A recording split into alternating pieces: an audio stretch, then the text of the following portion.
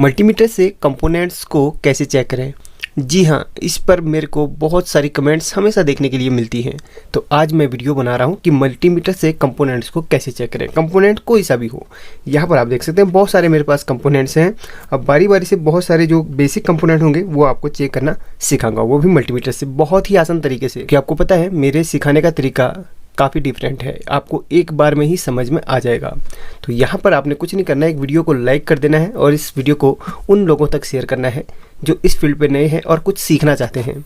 साथ ही आप चैनल पर नए हैं तो चैनल को सब्सक्राइब करके बेल आइकन प्रेस कर लीजिए। और आप एक गलती करते हैं, नोटिफिकेशन बेल आइकन को दबाने के बाद ऑल ऑप्शन को सिलेक्ट नहीं करते हैं। उससे ये होता है कि हमारी वीडियोज़ की नोटिफिकेशन आप तक नहीं पहुँच पाती, इसलिए उसको प्रेस करना ना भूलिए। तो यहाँ पर देख सकते हैं आप, मेरे पास बहुत सारे यहाँ पर कंपोनेंट्स पड़े हैं जिनमें रेजिस्टेंस, कैपेसिटर, डायोड और बहुत सारे ट्रांजिस्टर वगैरह जो भी हैं सब कुछ आपके सामने यहाँ पर मैं आज टेस्ट करके दिखाऊंगा और आपको सिखाऊंगा कि उनको टेस्ट किस सेक्शन में किया जाता है और कैसे किया जाता है।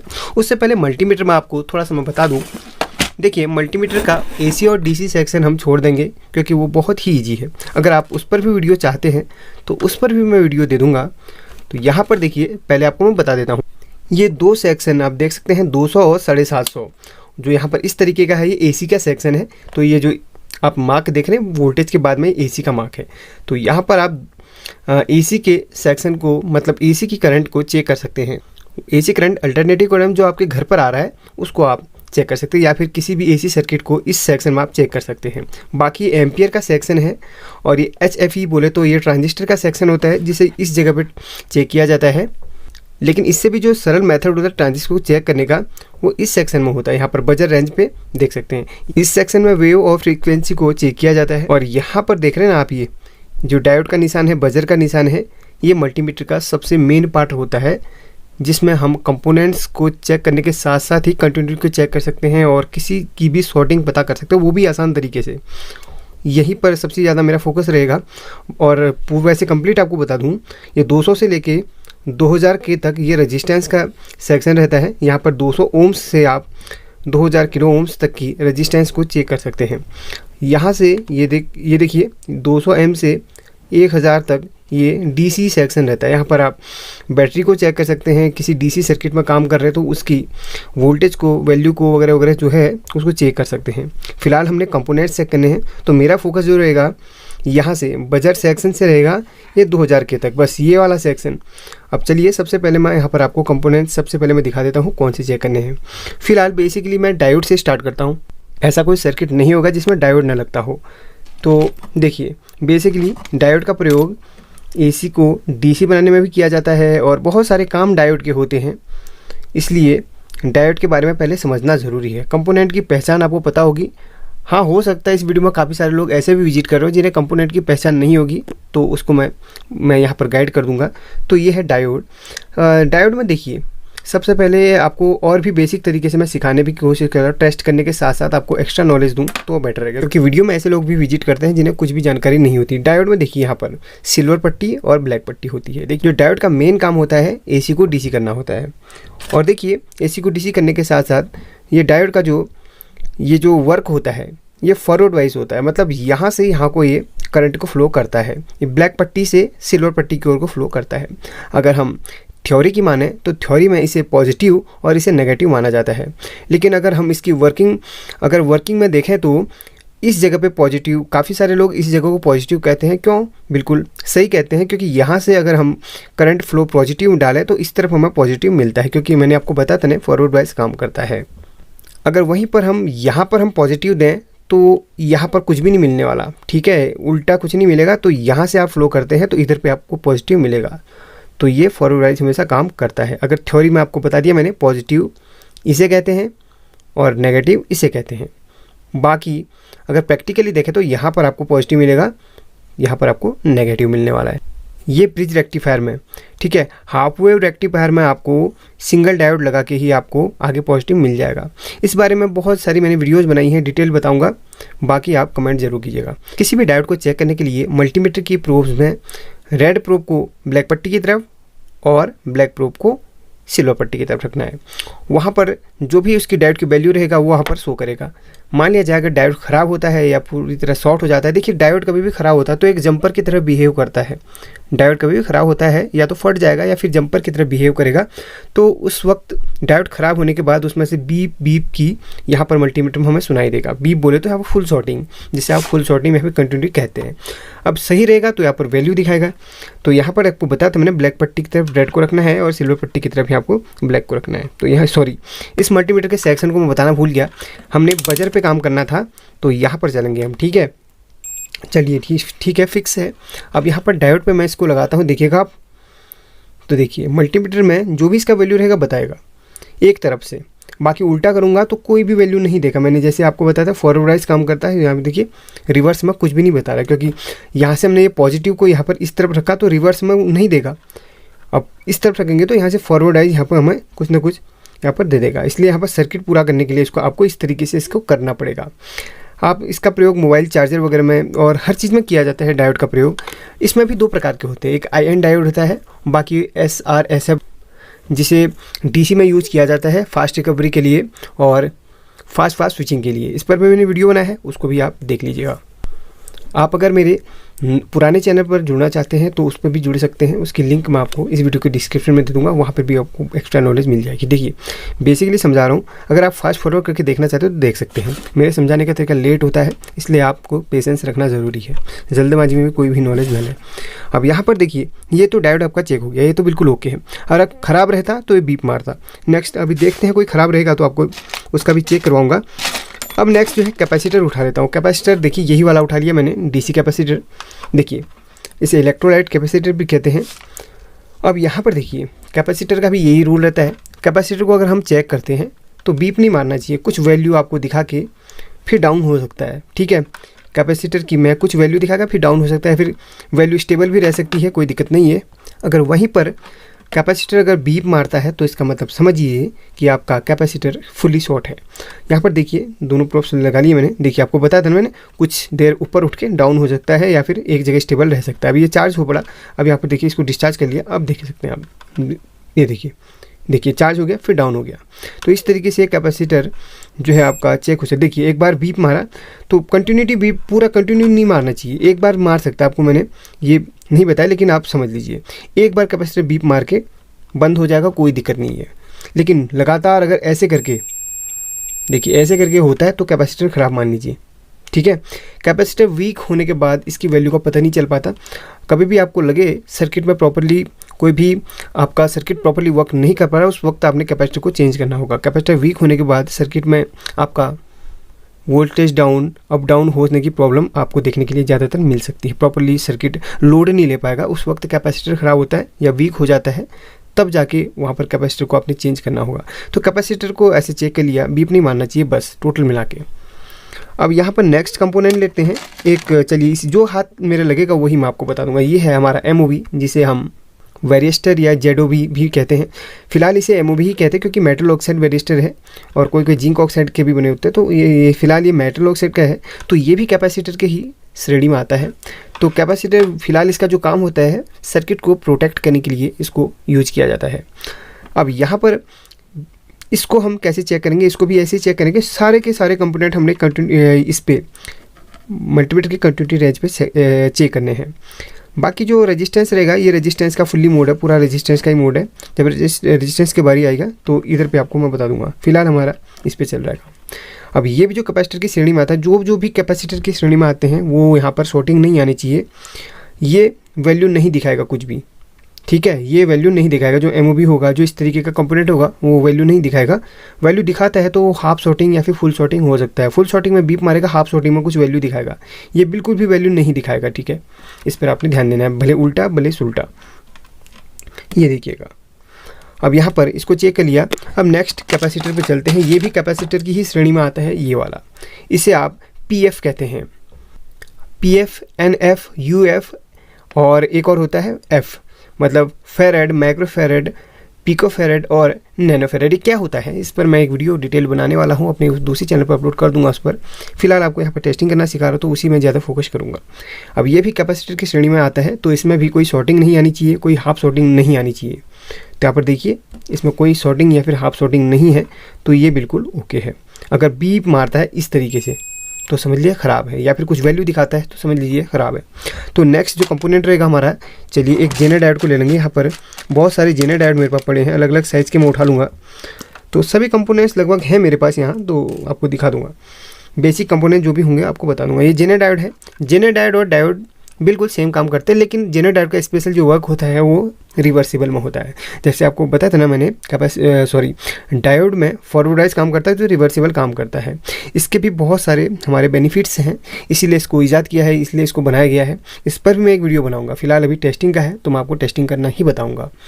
यहाँ पर देखिए डायोड की तरह इसमें भी एक तरफ यहाँ पर रेड पट्टी है और एक आगे ब्लैक पट्टी है। बोले तो यहाँ से यहाँ इसका करंट स्पेशली फ्लो करता है, लेकिन जब इसको हम एज ए रेगुलेटर यूज करते हैं, किसी भी सर्किट में एज ए रेगुलेटर यूज करते हैं, तो स्पेशली यहाँ पर इसका काम क्या रहता है, किसी भी ओवरलोड को रेगुलेट करके वहाँ पर फिक्स वोल्टेज हमारे सर्किट को देना होता है। मान लिया जाए अगर कभी ऐसी सिचुएशन आ जाती है अचानक से वोल्टेज बढ़ जाती है, तो उस पर क्या होता है ना, ये ख़राब होकर एज ए जंपर बिहेव करता है। उस पर मैं वीडियो बताऊंगा। फिलहाल यहाँ पर आपको चेक करना बताता हूँ। यहाँ पर एक तरफ से वैल्यू दिखाएगा, एक तरफ से कोई वैल्यू नहीं दिखाएगा। अगर दोनों तरफ से वैल्यू दिखाता है फिर शॉर्टिंग मारता है तो समझ लीजिए जेनर आपका ख़राब है। बिल्कुल डायोड की तरह ही चेक होगा ये। तो ये जेनर आपका ख़राब है। देखिए यहाँ पर बीप मार रहा है फुल्ली, ये जेनर आपका ख़राब है, फुल शॉर्ट है। और उल्टे करके चेक करेंगे इसको। अभी भी कंफर्म आपको बताने के लिए मैं इसको चेक कर रहा हूँ। मुझे तो पता है ख़राब है, लेकिन आपको बता दिए। देखिए दोनों तरफ से यहाँ पर बीप मार रहा है तो जेनर डायोड ख़राब है। आपको बताया था ना, जेनर डायोड फुल शॉर्ट होने पे एक एज जंपर बिहेव करता है। चलिए इसको भी चेक कर लिया, इसको भी। अब ये जेनर है मेरे पास, इसमें भी वोल्टेज होता है, ठीक है। ये भी कितने वोल्ट का है, क्या वोल्ट है, ये सब मैंने वीडियो बना के रखा हुआ है, आप उस चैनल पर जाके विजिट कर सकते हैं। अब ये जेनर चेक करते चलिए। ये भी बिल्कुल ख़राब है, बिल्कुल ख़राब है, पूरे तरीके से शॉर्ट मार रहा है, ठीक है। उल्टा करके चेक करते हैं तो ये भी ठीक है, ये भी शॉर्ट मार रहा है, ये भी बिल्कुल हमारा ख़राब है। अब नेक्स्ट जो कंपोनेंट रहेगा, चलिए फ्यूज, ये फ्यूज है मेरे पास, इसको चेक करते हैं। तो फ्यूज को सारे कंपोनेंट आपको बताए थे मैंने, इसी ही सेक्शन में हमने चेक करने हैं। सिर्फ जो रेजिस्टेंस रहेगा ऊपर की वैल्यू का, बस यहाँ पे चेक करना है। जो 100 ओम्स तक के रहेगा आप इधर पे चेक कर सकते हैं, वो आपको मैं आगे बताऊँगा। फिलहाल फ्यूज को चेक करते हैं, ठीक है। फ्यूज को चेक करने का भी यही मेथड रहेगा। देखिए फ्यूज ओके है, ये कम से कम 62, चलिए 61 ओम्स पे स्टेबल है, तो 61 ओम्स का है आपका फ्यूज है, ठीक है। आपने ध्यान देना ओम्स, कभी भी आप रेजिस्टेंस को या फिर फ्यूज वगैरह को चेक करते हैं तो ये सेक्शन में आपने ओम्स चेक करना है, ठीक है। ये ओम्स का सेक्शन रहेगा और ये एलईडी का सेक्शन है, ये बजर का सेक्शन है, ये डायोड का सेक्शन है। तो इसमें बहुत सारे कंपोनेंट हमारे चेक होते हैं, इसलिए यहाँ पर इसको सबसे मेन पार्ट यहाँ पर माना गया है। तो यहाँ पर जितना भी दिखा रहा है यह ओम्स में दिखाता है, इतना आप हमेशा याद रखना। कोई भी वैल्यू ओम्स में यहाँ पर दिखाता है। फ्यूज ओके है, अगर ख़राब रहता तो फ्यूज यहाँ पर बिल्कुल बंद होता है। यहाँ पर चलिए एक और मेरे पास अब रेजिस्टेंस की बारी आ गई, ठीक है। ये रेजिस्टेंस है, देखिए रेजिस्टेंस में आपको बता दूँ, रेजिस्टेंस पर एक कलर कोडिंग वगैरह है और जो भी एसएमडी रेजिस्टेंस उसके ऊपर नंबर लिखा रहता है, इस पर भी मैंने वीडियो बनाया है, उसको भी आप देख सकते हैं। अगर आप इस पर वीडियो चाहते हैं तो उस पर मैं वीडियो दे दूँगा। देखिए यहाँ पर खुरदुरे रेजिस्टेंस ज़्यादातर देखेंगे फ्यूजिंग के लिए यूज किए जाते हैं सर्किट पे, जैसे आपने एलईडी बल्ब वगैरह में देखा होगा या मोबाइल चार्जर पे देखा होगा। तो इस तरीके के आपको मिलेंगे खुरदुरे टाइप के, जो चिकने रहेंगे उनका जो है अलग टोलरेंस के हिसाब से इसमें रहता है। फिलहाल आपको इसमें चेक करना दिखाता हूँ। तो यहाँ पर ये देखिए कोई भी वैल्यू शो नहीं कर रहा, कोई बात नहीं, इसको ऊपर उठाते हैं। कहीं पर यहाँ तक की रेजिस्टेंस की रेंज है, यहाँ से लेके यहाँ तक की रेजिस्टेंस, ये आपको कम ओम्स की रेजिस्टेंस में चेक करनी है। बाकी 200 ओम्स से लेके 2000 किलो ओम तक यहाँ पे चेक करेंगे। देखिए कहीं ना कहीं पे शो करना चाहिए रेजिस्टेंस, अगर नहीं करता है, अगर आपको पता है कि कितने ओम्स का है या फिर कितने किलो ओम्स का है तो अच्छी बात है, नहीं पता है तो आप ऐसे ही चेक कीजिए यहाँ तक।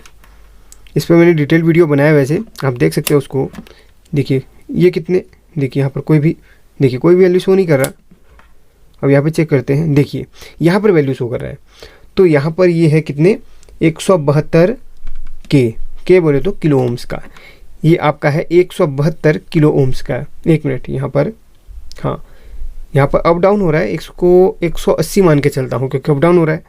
180 एक्यूरेट आप इसको जानना चाहते हैं तो इसकी कलर कोडिंग आपको सीखनी होगी, वो भी मैं आपको सिखाऊंगा। तो यहाँ पर कितने किलो ओम्स का है, 180 मान के चलते हैं, ठीक है। 180 किलो ओम्स का है क्योंकि यहाँ पर के में दर्शाया गया तो किलो ओम्स, ओम्स से ऊपर की क्या है किलो ओम्स, फिर मेगा ओम, गीगा ओम्स, ये सब। वैसे ही नेक्स्ट कंपोनेंट नहीं कहेंगे, ये स्पीकर है, जैसा हेडफोन वगैरह में है ना, स्पीकर को चेक करने का जो है इस तरीके से चेक किया जाता है। तो यहाँ पर और यहाँ पर इसको मल्टीमीटर के प्रोब्स को लगाते हैं तो स्पीकर सही रहेगा तो आपको वहाँ पर ओम्स दिखा देगा, इतने ओम्स का है। अगर ख़राब रहेगा तो कुछ भी नहीं दिखाएगा। एक मिनट, सॉरी, यहाँ पर चेक करना है, ठीक है। स्पीकर बाकी रेजिस्टेंस के लिए इस सेक्शन में जाना था, मैं गलती से, चलिए अब चेक करते हैं। तो ये ख़राब है स्पीकर। एक और स्पीकर मेरे पास है, बड़ा वाला है, उसको चेक करवा के दिखा देता हूँ, ये वाला। तो यहाँ पर ये कितने ओम्स का है यहाँ पर दिखा देगा आपको। तो ये आपका कितने ओम्स का है, 4 ओम्स का स्पीकर है। आपने देखा होगा ना कितने ओम्स हो गए, इसमें लिखे रहता है, तो ये 4 ओम्स का स्पीकर है। तो अब इस तरीके से स्पीकर भी चेक किया जाता है। अगर यहाँ पर कुछ भी वैल्यू शो नहीं करता है या फिर बीप वगैरह नहीं मारता तो स्पीकर ख़राब है, ऐसा मान के चलिए। अब चलते हैं नेक्स्ट कंपोनेंट की ओर को। एक रेजिस्टेंस और है मेरे पास, ये वाली, इसको चेक करते हैं। यहाँ पर कोई वैल्यू नहीं दे रहा, हल्का सा ऊपर उठाइए, कोई वैल्यू नहीं दे रहा, हल्का और ऊपर उठाइए। देखिए, अगर आपको कलर कोडिंग नहीं आती तो ऐसे ही चेक करना होगा। मैंने आपको बताया था कलर कोडिंग आती है तब जाके आपको पता चल जाएगा यार, देखते ही या तो ये तो इतने किलो ओम्स का है, ये सब मैं बताऊंगा आपको, ठीक है। फिलहाल आपको बेसिक बता दे रहा हूँ। यहाँ पर कोई भी वैल्यू शो नहीं कर रहा, चलिए ऊपर उठा के चेक करते हैं। हाँ, ये वैल्यू शो कर रहा है, ये मतलब हमारा है 86-87 पे अटक रहा है। तो चलिए 88 कितना किलो ओम्स का, ये 88 किलो ओम्स का है, ठीक है। ये है 88 किलो ओम्स का। एक यहाँ पर देखिए एक डायोड है जो फटी हुई है, उसको चेक करते हैं। देखिए इसमें क्या वैल्यू दिखाता है। देखिए यहाँ पर देखिए ये फटी है तो पता ये ख़राब ही है।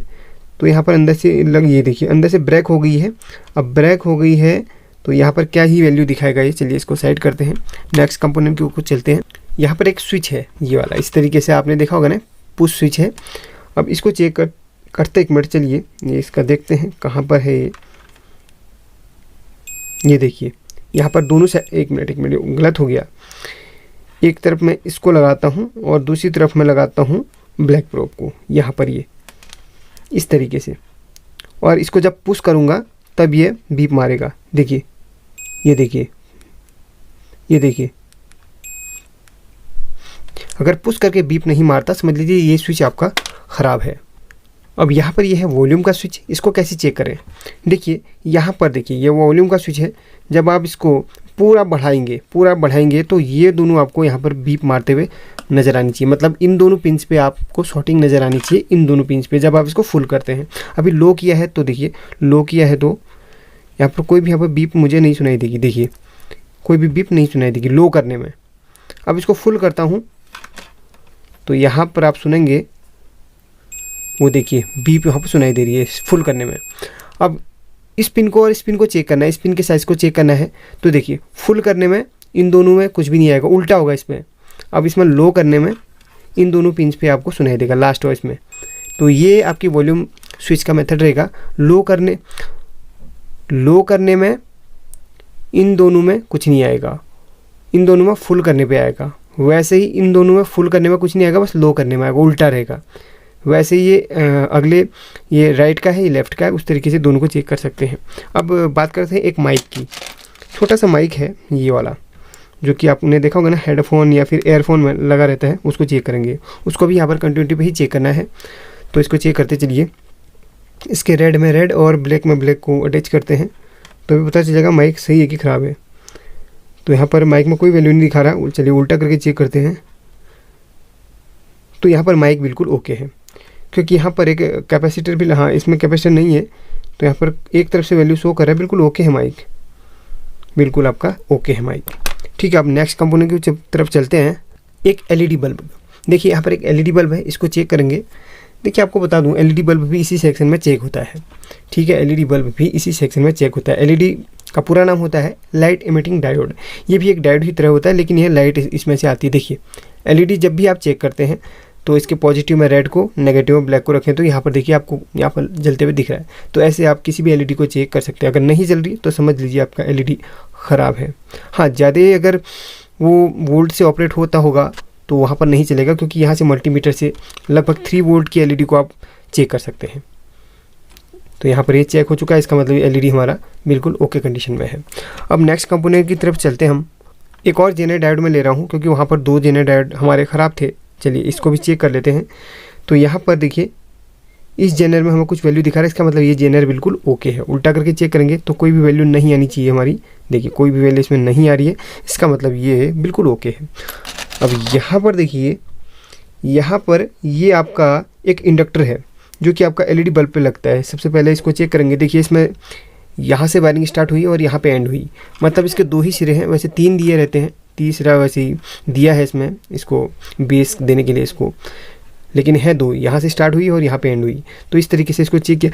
ये ट्रांसफार्मर की शेप में है, तो यहाँ पर देखिए ये बिल्कुल बीप मारेगा। ट्रांसफार्मर की शेप में है तो इसे आप काफ़ी सारे लोग इसे ट्रांसफार्मर समझते होंगे। नहीं दोस्तों, ये इंडक्टर कॉइल है।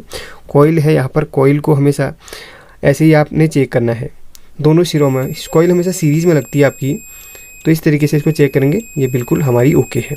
अब जितने ओम्स की रहेगी वहाँ पर दिखाएगी इतने ओम्स की है। अब एक और कॉइल दिखा रहा हूँ जो कि इस शेप में है। यहाँ पर ड्रम की शेप में है, ड्रम कॉइल है। तो इसको भी आप ऐसे ही चेक करेंगे बजर की रेंज पे। ये 1 मिनट, ये ख़राब रहेगी तो ख़राब यहाँ पर कोई भी वैल्यू नहीं देगा, और सही रहेगी तो यहाँ पर वैल्यू दे देगा। चलिए इसको ऐसे चेक करते हैं। तो ये बिल्कुल ओके है। 35 ओम्स की है, ठीक है, 35 ओम्स की है कॉइल है। यहाँ पर एक और रेजिस्टेंस है, चलिए इसको भी चेक करते हैं। फटी हुई है, फिर भी चेक करते हैं। तो यहाँ पर देखिए कोई भी वैल्यू नहीं दे रहा। चलिए ऊपर उठा के चेक करते हैं, नहीं दे रहा है। 2000 पे नहीं दे रहा है, 20 किलो ओम पे नहीं दे रहा है, 200 किलो ओम पे नहीं दे रहा है, 2000 किलो ओम पे नहीं दे रहा है। तो ये ख़राब है, पूरी तरीके से ख़राब है। कहीं पर भी हमें शो नहीं कर रहा है, इसका मतलब ये ख़राब है। आपने इस तरीके के भी पीएफ देखे होंगे, ठीक है, पिको फेराड बोलते हैं इसको, पीएफ। अब इसको भी आप, ये भी कैपेसिटर की श्रेणी में आता है, ये भी कैपेसिटर ही होता है। इसको पीएफ इसलिए बोलते हैं क्योंकि इसकी जो कैपेसिटी है पिको फेराड में मापी जाती है। इस पर मैं वीडियो बनाऊंगा, आप चिंता मत कीजिए। देखिए इसको भी ऐसे चेक करना है। सॉरी इसको इस सेक्शन में चेक करना है। आपको मैंने एक चीज़ बताया था, कैपेसिटर को हमेशा इस सेक्शन में आपने चेक करना है। तो आपको कोई वैल्यू नहीं देना चाहिए। नहीं दे रहा है तो समझ लीजिए ये आपका बिल्कुल ओके है। हाँ, कुछ वैल्यू देता है या फिर शॉर्टिंग दिखाता है तो समझ लीजिए ख़राब है। और कंपोनेंट्स की बात करूँ तो मैं यहाँ पर बेसिक यही कंपोनेंट्स हैं। हाँ, एक चीज़ और है, देखिए एक कंपोनेंट और है मेरे पास। ये चीज़ आपने देखी हुई क्या है? ये चीज़ क्या होती है मैं बता देता हूँ। ये आपको मोटर पे या फिर कुछ ऐसे स्पेशल या फिर इम्पोर्टेड सर्किट बोर्ड पे ऐसे फ्यूज़ देखने के लिए मिलते हैं, ये इस टाइप के। अब काफ़ी सारे लोगों ने देखा होगा क्या चीज़ है। असल में यहाँ पर आप देख लीजिए, इसमें लिखा हुआ है 2 एम्पियर 250 वोल्ट 250 वोल्ट लिखा हुआ है। ये फ्यूज है। अब इसका यूज मैंने आपको बताया था ना, इम्पोर्टेड सर्किट में यूज किया जाता है। ये फ्यूज कैसी हालत में है अभी पता चल जाएगा। तो ये फ्यूज अंदर से ख़राब हो चुका है, बर्न हो चुका है, ठीक है। ऐसे करके इसको चेक करिए, फ्यूज है, आपने इस चीज़ का ध्यान देना है। अब देखिए, चलिए आपको मैं अब ट्रांजिस्टर पे ले चलता हूँ। यहाँ पर देख सकते हैं आप, मेरे पास ये जितने भी ट्रांजिस्टर पड़े हैं वो अलग अलग साइज़ के हैं। यहाँ पर देखिए, ये सबसे छोटा वाला है और ये वाला थोड़ा मीडियम साइज़ का, ये बड़ा साइज़ का, और ये सबसे बड़ा जो देखा होगा ना आपने एक्शन कुकटॉप पे आपने ज़्यादातर देखा होगा। इसे IGBT कहते हैं। ये भी ट्रांजिस्टर के ही अंतर्गत आता है। तो काफ़ी सारे लोग इसे IGBT कहते हैं, काफ़ी सारे लोग इसे ट्रांजिस्टर कहते हैं। तो आता ही ट्रांजिस्टर की ही श्रेणी में है। अब आपको एक चीज़ बता दूँ, वोल्टेज रेगुलेटर, ट्रांजिस्टर, मोसफेट, ट्रायक वगैरह जो है ऐसे ही होते हैं और चेक उनको ऐसे किया जाता है। भले वो मोसफेट भी हो तो आप उनको ऐसे ही चेक करना जैसे मैं आपको यहाँ पर बता रहा हूँ। देखिए, इस बजर की रेंज पे रख लीजिएगा मल्टीमीटर को, बिल्कुल सेट है। अब ट्रांजिस्टर की तीनों लेग में आपस में हमने कभी भी पहले हमने इन दोनों में चेक करना है, फिर इनमें चेक करना है, इन दोनों में चेक करना है। आपस में कहीं भी शॉर्टिंग नहीं आनी, टोटल मिला के आपस में कहीं भी शॉर्टिंग नहीं आनी चाहिए। कभी कभी होता है ना, शॉर्टिंग नहीं भी दिखाती है तो भी ट्रांजिस्टर ख़राब रहता है। तो ऐसी कंडीशन में आपने उस वक्त ट्रांजिस्टर को चेंज कर लेना है। फिलहाल आपको बता रहा हूँ कि यहाँ पर शॉर्टिंग नहीं आनी चाहिए। फुली शॉर्ट आपको ट्रांजिस्टर मिलता है तो समझ लीजिए वो ट्रांजिस्टर ख़राब है। अब यहाँ पर देखिए, पहले तो इसकी फर्स्ट और दूसरी लेग को चेक करते हैं। देखिए ये शॉर्ट आ रही है, मतलब ये ट्रांजिस्टर ख़राब है, बिल्कुल ख़राब है। अब यहाँ पर बेस कलेक्टर एमीटर जो होता है, इसके जो पूरा डिटेल्स रहेगा, गूगल पे इस ट्रांजिस्टर का नंबर डालिए और वहाँ पे पिन डिटेल्स करके देखिए। वहाँ पे बेस कलेक्टर एमीटर जो भी रहेगा या फिर गेट ड्रेन सोर्स जो भी ये मोसफेट रहेगा तो गेट ड्रेन सोर्स उसका पूरा डिटेल्स वहाँ पर आ जाएगा। PN क्या है ये सब वहाँ पर आ जाएगा, ठीक है। तो यहाँ पर फ़िलहाल मैं आपको चेक करना बता रहा हूँ। तो यहाँ पर पहले इन दोनों लेग हमारी शॉर्ट हैं। अब फर्स्ट और लास्ट को चेक करते हैं। यहाँ पर फर्स्ट और लास्ट में शॉर्टिंग नहीं आ रही, बीच और लास्ट में कोई भी शॉर्टिंग नहीं है। इसकी फर्स्ट और दूसरी पिन यहाँ पर शॉर्टिंग है, मतलब कोई भी पिन दो आपस में शॉर्ट हो, भले वो फर्स्ट लास्ट हो, फर्स्ट बीच में हो, लास्ट बीच में हो, कोई भी हो, कोई भी शॉर्टिंग हो, समझ लिए ट्रांजिस्टर ख़राब है। तो यहाँ पर फर्स्ट दूसरी हमारी शॉर्टिंग आ रही है तो ट्रांजिस्टर हमारा ख़राब है, बिल्कुल मान लिए ट्रांजिस्टर ख़राब ही है। अब इसमें चेक करते हैं, देखिए ये वाले चेक करते हैं। तो यहाँ पर देखिए इसकी फर्स्ट और दूसरी इसमें भी शॉर्टिंग आ रहा है तो ये भी हमारा ट्रांजिस्टर ख़राब है। ये देखिए, मतलब इसकी तीनों पिन आपस में शॉर्ट है। ये देखिएगा आप, फुल्ली शॉर्ट है, ये ट्रांजिस्टर फुल्ली शॉर्ट है। ठीक है, ये ट्रांजिस्टर फुल्ली शॉर्ट है, इसको हटा देते हैं। वैसे इसको भी चेक करना है, ये तो ख़राब है ही क्योंकि ये फटा हुआ है, फिर भी चेक करते चलिए। इसमें तो कोई शॉर्टिंग नहीं आ रही, ये फटा हुआ है तो फट के या गल के अलग हो चुका है, इसमें कोई भी शॉर्टिंग नहीं आ रही है। चलिए, ये तो है ही ख़राब क्योंकि फटा हुआ है। अब IGBT को चेक करते हैं। IGBT को चेक करने का जो तरीका रहेगा वो इस तरीके से, देखिए IGBT की फर्स्ट और लास्ट वाली लेग हमारी शॉर्ट है, बीच वाली भी शॉर्ट है, मतलब IGBT फुल यहाँ पर शॉर्ट है, सारी लेग शॉर्ट है। चलिए एक ट्रांजिस्टर और आपको दिखा देता हूँ। यहाँ पर ये ट्रांजिस्टर है, बिल्कुल सही कंडीशन में है, इसको चेक करते चलिए। देखिए फर्स्ट लास्ट में कोई शॉर्टिंग नहीं, फर्स्ट बीच में कोई शॉर्टिंग नहीं, बीच और इसमें कोई शॉर्टिंग नहीं। ट्रांजिस्टर में देखिए वैल्यू, हाँ वैल्यू आपको शो कर सकता है, कुछ जो इसकी ओम्स वगैरह रहेगा वो आपको शो करेगा, लेकिन शॉर्टिंग नहीं आनी चाहिए इसमें। शॉर्टिंग आगे समझ लो ये ख़राब है। ये तो बिल्कुल ओके है, बाकी आपको ट्रांजिस्टर चेक करना भी सिखा दिया मैंने। तो इस तरीके से हम काफ़ी सारे कंपोनेंट्स को इस सेक्शन में चेक करते हैं। दोस्तों आई होप कि आपको ये जानकारी पसंद आई और काफ़ी कुछ सीखने के लिए मिला होगा। अभी भी कोई इसमें कंपोनेंट छूट गया हो तो आप कमेंट करके ज़रूर बताना। और नेक्स्ट पार्ट जो मेरा रहेगा SMD कंपोनेंट पे रहेगा। SMD बोले तो आपने छोटे छोटे जो सर्किट देखे होंगे, मोबाइल के सर्किट और ये वाले, देखिए इस सर्किट में देखिए छोटे छोटे कंपोनेंट्स हैं। इसमें आपको जानकारी नहीं होगी काफ़ी सारे लोगों की, इसमें इंडक्टर क्या है, कॉइल क्या है, वगैरह वगैरह जो भी रहेगा, कैपेसिटर, ट्रांजिस्टर जो भी है। नेक्स्ट टॉपिक मेरा इस पे रहेगा SMD कंपोनेंट्स पे। इसमें आपको कंप्लीट मैं गाइड करूंगा कि कंपोनेंट्स जो SMD में रहते हैं उनको कैसे चेक किया जाता है और पहचान कैसे करी जाती है। इस वीडियो को आप लाइक ज़रूर कीजिएगा, क्योंकि लाइक जो अगर हमारा टारगेट पूरा हो गया तो ज़रूर हम इस पे वीडियो बनाएंगे। लाइक का जो टारगेट रहेगा हमारा 200 लाइक से करेगा। आई होप कि आप लोग कर लेंगे। मिलते हैं अगले टॉपिक, तब तक के लिए टेक केयर।